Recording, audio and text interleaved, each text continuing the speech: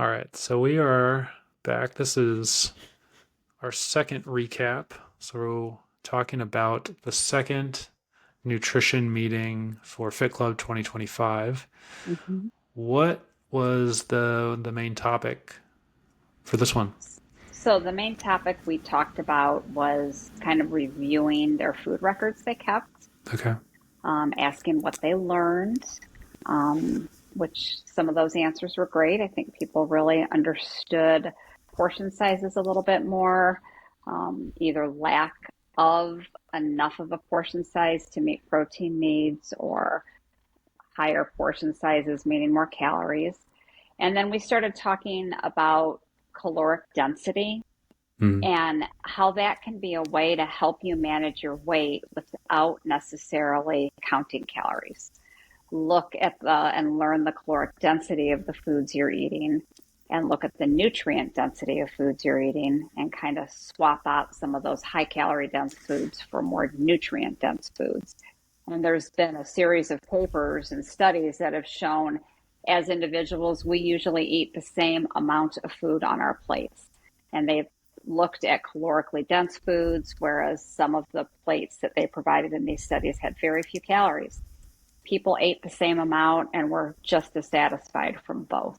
Mm. So we talked about that in class. What are some calorically dense foods? I provided some examples for some of my patients that I've had. How can you cut that back a little bit? And by making simple modifications in some meals, people can save 300 to 400 calories a day, which is enough to make a difference instead of having to track your calories, which some people do prefer to do that, and that's fine. But the majority of people I meet do not like having to worry about calories all the time. Whereas when they think about they're making this plate of food and they're still going to have the food that they like, maybe less of it, and sub something low calorie for it, Hmm. that's okay. So we talked a lot about that. People had lots of questions about that. They actually do have a scale for caloric density of food, how many calories per 100 grams of a food. So a lot of people wanted that. So I did send that out. And from there, we talked about fiber. And fiber is very important because, of course, most foods with fiber are very low in calories, low caloric density. And most of the individuals in the classes that I worked with had a difficult time getting enough fiber. And that was something they noticed when they did their food intake workup. So we did spend a great deal of time in class talking about strategies to get fiber into your meal plans. And we had a good discussion. A lot of other people gave some ideas as well. Mm. So those were the two main topics in our noon class. We discussed so much that we did not have time to move on. But in the other two classes, then we began talking about meal planning and how do you put all this together? You know, when you've got sporting practice to go to, if you live alone, how do you make meals that you can feel like making for yourself? If you have evening meetings or lunch meetings, how do you plan that out in your day? And so I gave them some tools. We talked about how to kind of make all of this work. And a lot of people provided good information and shared what they do to help them with that. So it was a lot of discussion in these groups, which I was thrilled with. And that's how we want to continue is just opening these questions up and just discussing what they want to learn.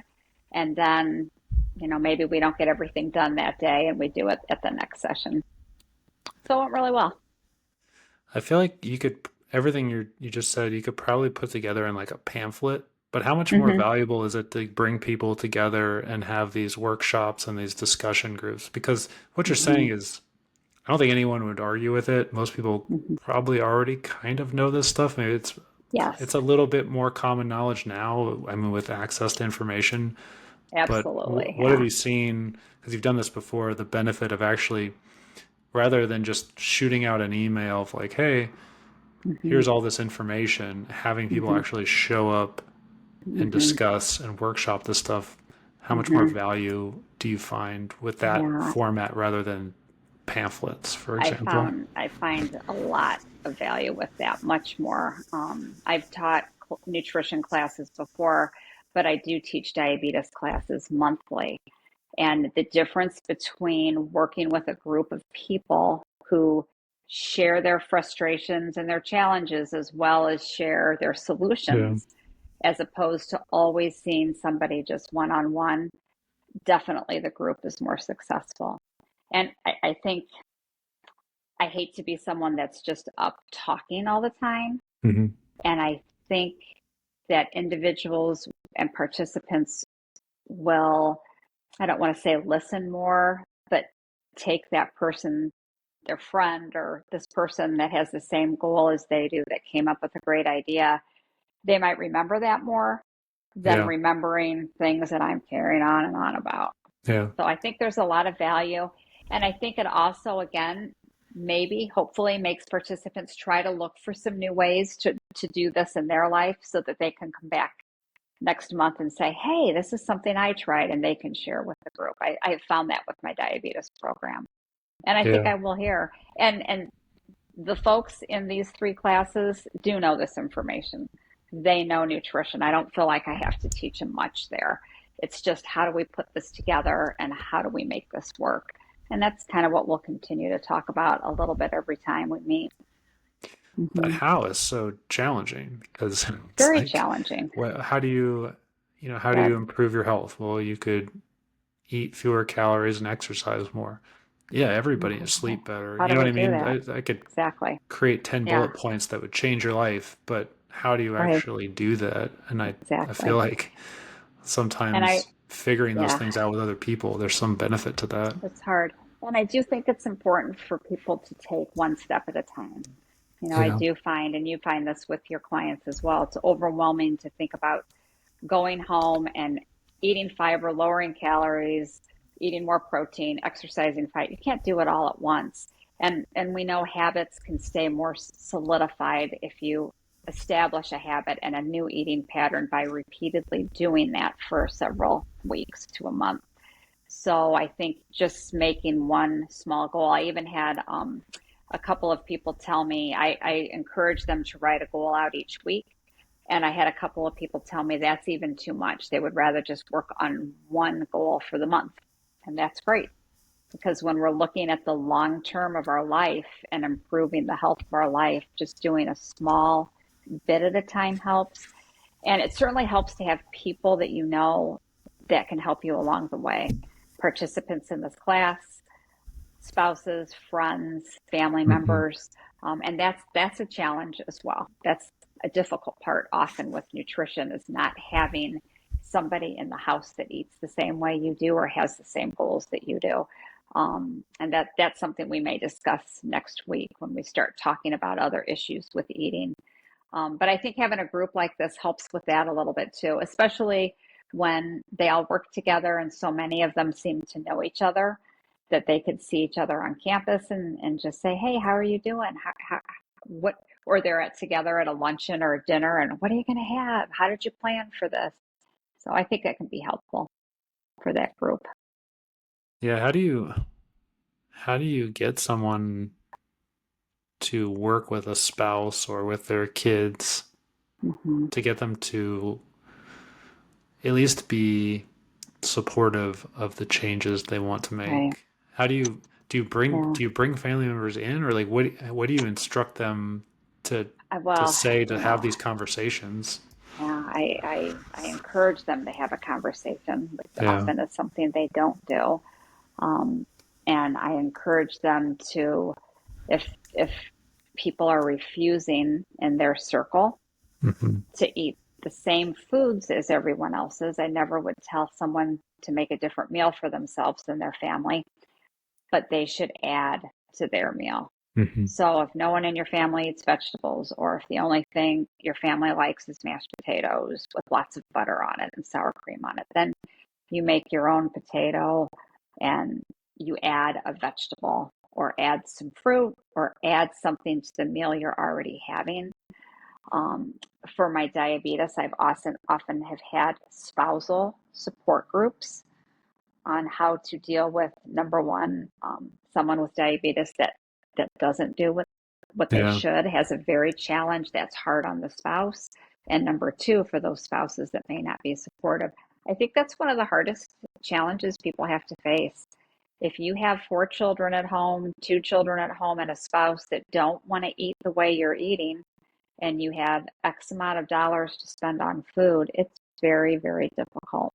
So I encourage to have those decisions, but then to also, if you're able to just always add a little something that's not going to take you a long time to prepare to that meal. So you may be having the same meal as everyone else, but you're going to get some more fiber that's going to fill you up, and you can eat a little bit less of something that's pretty high in fat. Yeah, that's where the frozen veggies come in Yes, handy, or absolutely. apples. I feel Yeah, like with little kids, we've always got fruit. Yeah. probably too much food around that I don't want to eat. Like I would Hmm. say one of the best things about having little kids is I have unlimited access to chicken nuggets.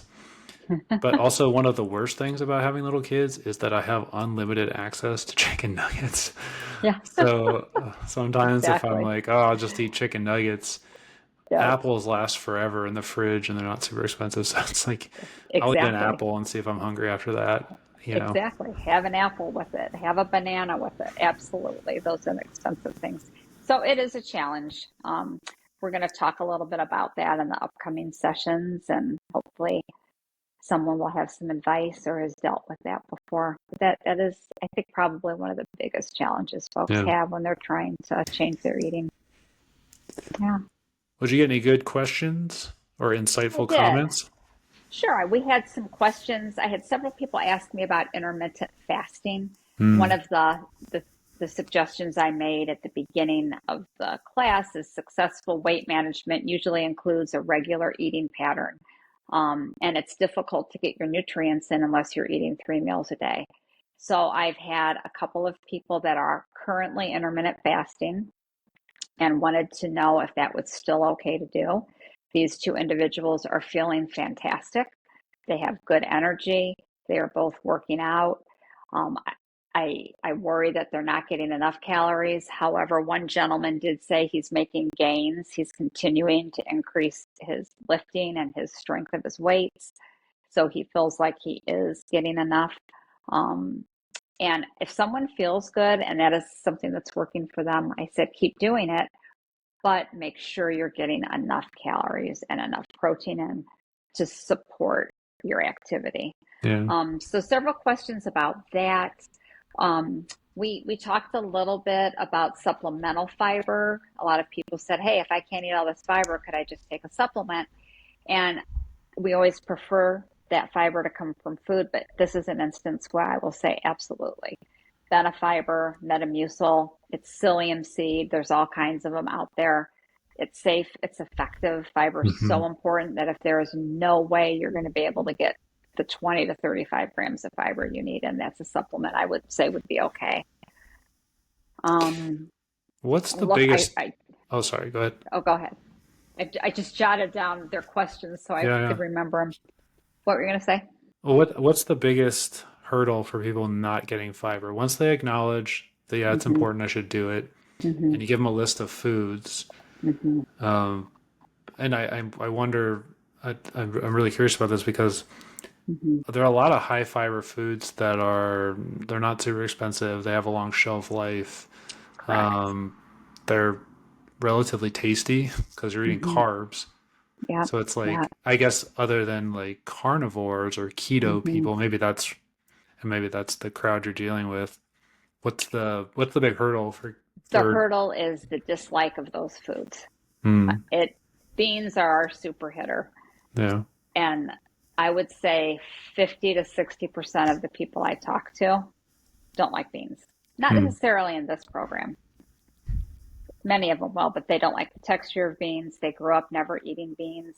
This is something in my private practice and with my patients at the hospital. I'm that talk till I'm blue in the face about trying beans, where I've actually brought a can of beans in and given it to one of my clients to go home and try. Beans, couscous, some of those high fiber foods, they just feel like they can't eat enough, and the vegetables that they many people like tend to be low in fiber, like zucchini and cucumbers and green beans. A lot of people, and this is something else that came up, which speaks to what you're saying, they looked, one person looked at that list and said, I can't believe you have corn and potatoes on here. Those are bad foods. We can't eat those. And I do think that's part of it, is if they don't know and they've heard that carbs are bad for you, then they refuse to have those. The keto group and the low carb group definitely are missing fiber. This group isn't, though. I mean, this group that I'm working with in all three classes, I think eat a fairly good amount of fiber. It's just how to get it to that 25 grams, Hmm. which you and I know is difficult. We talked about chia seeds. I told them about that big chia seed thing you made in the morning when you would Yeah. use 3 or 4 tablespoons. I actually sent them a recipe for something that had 3 tablespoons of chia seeds in it. Mhm. So I think the hurdle is liking the high fiber foods. Many people dislike those foods. Mm. That's what Int- I see. And many Interesting. people dislike vegetables. Hmm. And the fruit is the same thing as you were saying, is that has sugar in it. And people know sugar is bad for you. So this group, Yeah. not so much, but that's something that we talk about. I just read an article. The average American eats less than 10 grams of fiber a day. Uh, I thought it was even lower than that. Yeah, this one was But saying less than, so maybe it is yeah, lower than that. I don't know. That's So, yeah, it's a hurdle for some people. hmm. That's so interesting because fiber is one of those things I feel like once you really acknowledge how important it is Hmm. and you look at the foods that have fiber, you kind of it's kind of like a you're like I should eat that. You know, like you're saying I with can like eat a baked potato. I can yeah. have I I can eat a mean, whole baked sweet potato for dinner. Yeah, I agree, but a lot of I, people don't like that. I love rice and beans. You could you Hmm. know what I mean? You Yeah. incorporate that in a meal. You throw in an apple a day. Um, Hmm. throw in some citrus. You know, Hmm. throw in an orange a day. I feel like a lot of times too, and I don't know if this is something that's just a personality type. I would say that most of the food that I eat during the day, I don't necessarily enjoy it. Hmm. So I eat oatmeal with fruit every morning, Hmm. and I with chia seeds, I don't really like it. Hmm. It just fills me up. I know I'm going to get Hmm. a big bolus of fiber, Right. First and thing in it's the going to morning. fuel me, and then a protein shake, and then maybe even an apple if I can, depending on how long I've been up Hmm. before I get out the door. And I can't say that I actually enjoy any of that. It's Hmm. just calorically, it's not calorically dense. It's high in fiber, high in protein, Hmm. and it fills me up. Hmm. And it's just kind of like I don't know. It's just kind of something that I've gotten You in the know, habit of doing, and uh-huh. I feel like I don't know about the psychology of it of getting people to start to look at food in that way. And you can Hmm. enjoy. I think that enjoyment of food is super important, but there are Hmm. times to do that. And Hmm. I would love to have breakfast burritos from McDonald's every morning because I Hmm. think those are Hmm. delicious. You know what I I mean? know. I would Yep. love to Yep. have those types of foods, but it just doesn't fit into my lifestyle. And it's, Hmm. and so I only just make things, I only give myself a certain number of options in the morning or at lunch Hmm. or different things like that. Hmm. But I realize that that mentality, it's not just something that a lot of people do or think about, but Yeah. I Yeah. That wonder I is. wonder how hard is it for people to make that shift to where like, oh, I don't love it, but Hmm. this is what I'm doing now because I don't want Hmm. diabetes or I don't want Sure. obesity or Sure. things like that. Sure. It's easier said than done, I guess. It's very easier said than done.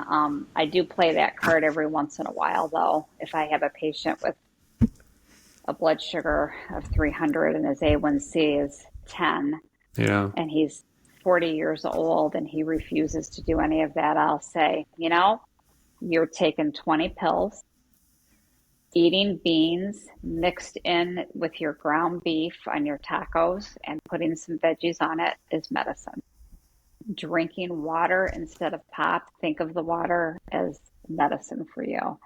And I don't do that often because I don't like pushing that. I want people to enjoy the food they're eating. But if I have someone who is not going to eat anything that I know that's going to help them with their blood sugar, then I might just say, then we have to think of food as medicine sometimes. And we might be able to get you off some of these pills. So I have played that and it's been successful and it's usually not very successful. So I have to be really Yeah. careful who I talk to that about. And I want people to enjoy their food, but I want people to try things. So that's what, we're going to start having challenges in this program. I don't like beans. Well, try this lovely bean soup recipe that we have, or try these curried chickpeas. You like Indian food, but you don't like beans, try this. And I always hear people tell me they don't like vegetables. So I have a typed up list of vegetables I often give people and say, look through all of these, circle the ones that you like. And they do like vegetables. It's just that Yeah. they forget about it, or they don't think they do, or they don't think to make them. If you tried a vegetable when you were 10 and didn't like broccoli, you're an adult now, maybe you'd like it. Maybe you need to prepare it differently. Hmm. Maybe you need to mix it in some different foods or season it up somehow. So I think just showing people different ways to cook and make things taste a little bit better is helpful.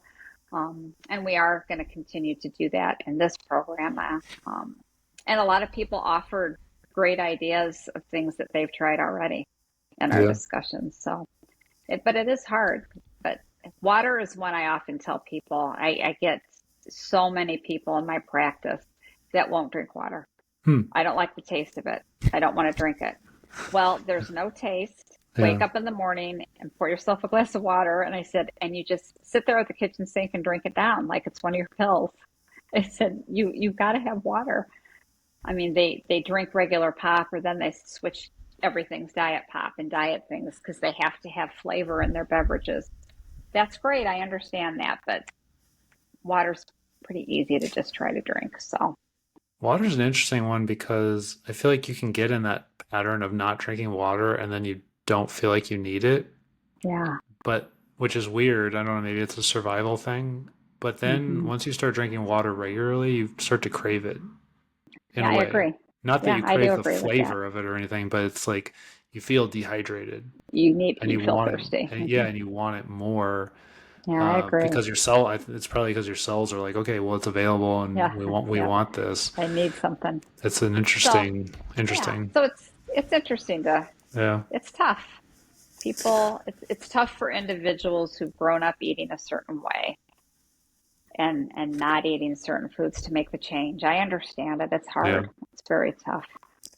I get that. Yeah, it's sometimes it's just hard as an individual to look at it from someone else's perspective Hmm. because it seems so simple for us sometimes, I feel like. Hmm. And then to acknowledge that it's probably simple for them, Hmm. the person that you're talking to, they get it, Hmm. but it's not easy. It's not And easy it's to not easy because implement. there's so many things, whether it's they've disliked it for so long or they have Hmm. beliefs that have been put into their mind about how it's bad for them or Hmm. there are all these different things or it's expensive or my husband doesn't won't eat it and all these different things just stack up to making it almost seem impossible. Right, right. um, and I think it's a similar way with physical activity and pain management and all these different things. It's like, Hmm. but to go back to your point, regardless of what we're dealing with in healthcare, if we can find the way to make those little baby steps, and even if it's Yeah. just like, I'm going to do this one thing, it seems insignificant, but I'm going to do Hmm. it every day for a month. Yep. And then you'd be shocked that I'm always shocked at the changes that can make, Yeah. Yeah. and then the thing that people want to do more. You Right. know what I mean? Once they see, Yes. oh my Once gosh, they see it. I made that little Yeah. change and it had this huge effect because I did it Yeah. consistently over a long enough period of time to see those results. And then the hamster wheel starts turning and they start thinking, Yeah. well, what other changes could I make? Yeah. That's how I segue Exactly. people into nutrition a lot of times. I think a lot of times people Hmm. come in for pain Hmm. and I'm looking over everything and listening to them and thinking, man, this person needs to make some dietary changes, but they're not going to want to do that. Hmm. Um, but if I can get them to see success, they start doing some stretches and then they start doing some exercises and their step count Hmm. increases and then they start to have more Hmm. energy and then they start to get curious like, well, what other changes could I make? And it's like, well, Hmm. nutrition. but Hmm. now their mind's open a little bit. Well, what about Sure. nutrition? You know what I Yeah, mean? And then that's a they're great kind of idea. curious Look about what like, you've done. Uh-huh. yeah, like, well, what little steps? Could we drink more water? Could we eat an Hmm. apple every day? Little things like Hmm. that. Good Um, ideas. Yeah, I that's don't know. great. I I think guess that's important. I guess that's just the way the human mind works. You throw too much at Hmm. them too quickly. That's There's like just too that rare much. individual that just jumps on the challenge. Most people are like, Right. whoa, whoa, I can't do Right. I that. can't do all this at once. Yeah. Yeah. Yep. Good points. Well, what are Hmm. you guys going to focus on in your next meeting? So for the next two meetings, these are difficult meetings sometimes for all of us, is we're just going to be looking at why we eat. Why can Hmm. we not eat the things that we know are healthy for us? And those are some of the challenges we just talked about: family, other people in the household not being on board, people sabotaging your efforts. You're trying to change how you're eating, and other people around you are always saying, let's go out for lunch, or bringing you food, or there's someone who works in the office where people bring in candies, cookies, and donuts every day. How to Yeah. deal with that, how to deal with eating out, but then also to look emotionally. I would say the majority of people I've seen throughout my life, and I would think all of us, particularly women, would say at one time in their life that we eat when we have stress, anxiety, sadness. Um, Many adults have learned to cope with disappointment and sadness with food. You Hmm. know, in my time, I think we really try to teach parents not to do this anymore. But, when I was little, if I was upset after school, my mom made me cookies. We went out for ice cream. You got a special treat if you were sad about something. And people that have dealt with that their whole life, sometimes that's how they cope with being upset or sad about something. So we're going to start looking at some of that, talking about some strategies if that is a serious issue, how to get through that. Because I'll tell you, a lot of people that I see and that I know personally eat very, very well. They Hmm. get their protein, they get their fiber, they do not eat a lot of calories at their meals. But if something derails them during the week, they might be eating 1,000 or more Yeah. calories every single day that week. And that's probably sometimes more important than even learning about the nutrition part. And so that's what we're going to start talking about. And many people in this program may not have that concern, and that's fine. But I think for those that do, hopefully we can. Those are hard discussions to have with a group of people you may not be comfortable with, but hopefully we can just talk about some strategies, how to look at that, how to figure that out. I'm going to have them keep a journal about what their emotions are and their feelings are when they're eating. We're going to talk about hunger and Yeah. fullness and how to recognize that. So that'll be for the Yeah. next two sessions. That's a tough one because it crosses over into other issues that they might be having. You know what I mean? It's It like does. if you deal with depression, but you're able to in the day to stick to 2,500 calories, but Hmm. then at night you consume an Yeah, extra 1,000 or 2,000, and that's yeah, whether that's with food or alcohol or other. There's just exactly. you're getting into you're starting to you know have people need Mhm. to kind of at least open up to themselves that like, oh, I'm dealing with these other things Right, that are right. impacting my food journey, which is impacting my Yeah, health and all these other things. And yeah. I can imagine that's like opening Pandora's box, in Yeah, some it's instances. tough to do in a class. Yeah. Um, and I'm going to do the best that I can, but then open those conversations up to me individually, Hmm. or a counselor if they might need a Yeah. counselor.